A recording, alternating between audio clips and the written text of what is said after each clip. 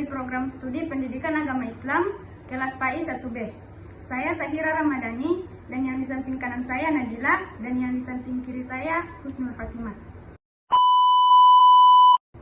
Pendidikan adalah suatu proses pembelajaran yang bertujuan untuk mengembangkan pengetahuan, keterampilan, nilai-nilai, serta sikap individu agar mereka mampu berperan aktif dalam kehidupan pribadi, sosial, dan profesional.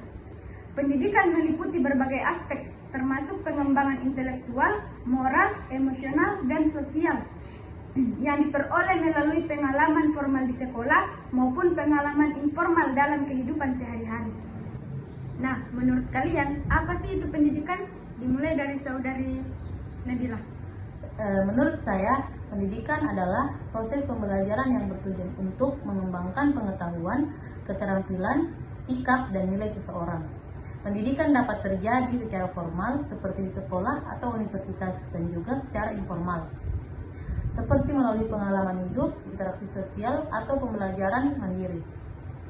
Menurut saudari Husnul, pendidikan adalah proses pengembangan kemampuan, pengetahuan, dan sikap individu melalui berbagai pengalaman belajar. Tujuannya adalah untuk mempersiapkan individu agar dapat berkontribusi secara positif dalam masyarakat dan mencapai potensi penuh mereka. nah dalam konteks pendidikan kan ada 3. Yang pertama formal, informal, dan non-formal. Formal meliputi sekolah atau perguruan tinggi. Menurut Anda, bagaimana sih? Menurut saya, pendidikan formal itu pendidikan yang terstruktur dan sistematis, seperti di sekolah, SD, SMP, SMA, dan perguruan tinggi. Nah, menurut saudari Husnul, bagaimana sih itu pendidikan formal? Pendidikan formal adalah proses pendidikan yang terstruktur dan terorganisir, di mana guru berperan sebagai pendidik di institusi pendidikan seperti sekolah atau perguruan tinggi. Pendidikan formal ini berfokus pada pengajaran dan pembelajaran yang mengikuti kurikulum yang telah ditetapkan. Nah, yang kedua adalah pendidikan informal. Pendidikan informal meliputi kehidupan sehari-hari seperti belajar dari pengalaman atau keluarga. Bagaimana sih itu, saudari Nabila? Menurut saya, pendidikan informal itu pembelajaran yang terjadi secara alami dalam kehidupan sehari-hari, seperti keluarga, lingkungan,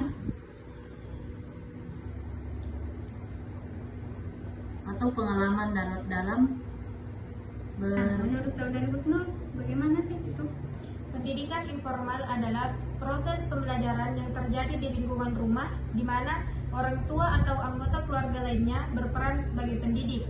Pendidikan ini tidak terstruktur dan tidak mengikuti kurikulum resmi, tetapi sangat penting dalam perkembangan karakter, nilai, dan keterampilan anak. Nah, yang ketiga adalah pendidikan non-formal. Pendidikan non-formal kan seperti dalam masyarakat. Bagaimana sih itu pendidikan non-formal, saudari Nabila? Menurut saya, pendidikan non-formal itu seperti program pendidikan yang terorganisir tetapi tidak meliputi kurikulum formal. Ciri-cirinya meliputi fleksibilitas, tujuan spesifik, tidak selalu resmi. Nah, menurut saudari Husnul, bagaimana sih itu pendidikan non-formal? Pendidikan non-formal itu merujuk pada bentuk pembelajaran yang dilakukan oleh individu atau kelompok di masyarakat tanpa mengikuti kurikulum resmi. Pendidikan ini biasanya bertujuan untuk meningkatkan pengetahuan, keterampilan, dan kesadaran masyarakat tentang berbagai isu penting. Nah, kan dalam pendidikan ada yang namanya pendidik, seperti orang tua, guru, dan tokoh masyarakat. Menurut kalian, apa sih peran masing-masing dari ketiga pendidik tersebut? Dari saudari Nabila? Menurut saya, peran orang tua dalam mendidik yaitu membentuk karakter awal. Orang tua adalah pendidik pertama yang memberikan dasar nilai, moral, etika, dan kebiasaan baik kepada anak sejak kecil.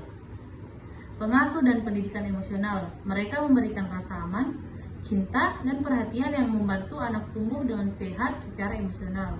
Nah, yang kedua, peran guru dalam mendidik, yaitu penyedia ilmu pengetahuan. guru bertanggung jawab menyampaikan ilmu dan keterampilan sesuai dengan kurikulum. Pembimbing dan pengarah, mereka membantu siswa memahami potensi diri, mengarahkan minat, dan mengatasi kesulitan belajar. Yang ketiga, peran tokoh masyarakat dalam mendidik. Pemimpin dan panutan. Tokoh masyarakat menjadi contoh dalam perilaku, sikap, dan tindakan yang mencerminkan nilai-nilai positif. Penggerak sosial. Mereka berkontribusi dalam pendidikan masyarakat melalui program-program seperti pelatihan, seminar, atau kegiatan sosial. Nah, menurut saudari Husnul sendiri, bagaimana sih masing-masing peran pendidik tersebut? Peran orang tua dalam mendidik itu sebagai pendidik pertama dan utama. Di rumah, anak-anak belajar nilai-nilai moral, etika, dan kebiasaan dasar yang menjadi landasan kepribadian mereka. Orang tua memiliki tanggung jawab untuk memberikan teladan, bimbingan, serta dukungan emosional yang membentuk karakter anak. Selanjutnya, peran guru dalam pendidik, yaitu sebagai lembaga formal yang memberikan pendidikan akademis dan keterampilan sosial. Guru di sekolah bertanggung jawab untuk memberikan pengetahuan serta membantu siswa mengembangkan kemampuan berpikir kritis, keterampilan komunikasi, dan pemecahan masalah. Sekolah juga mengajarkan disiplin serta norma sosial yang membantu siswa berinteraksi dengan dunia luar. Yang ketiga yaitu peran tokoh masyarakat, yaitu sebagai pendidik dengan menyediakan lingkungan sosial di mana individu belajar melalui interaksi dengan orang lain, norma, budaya, dan aturan yang berlaku di masyarakat, membantu membentuk perilaku, tanggung jawab sosial, dan kesadaran individu terhadap lingkungan sekitar. Mungkin cukup sekian dari kami. Kami akhiri dengan ucapan wassalamualaikum warahmatullahi wabarakatuh.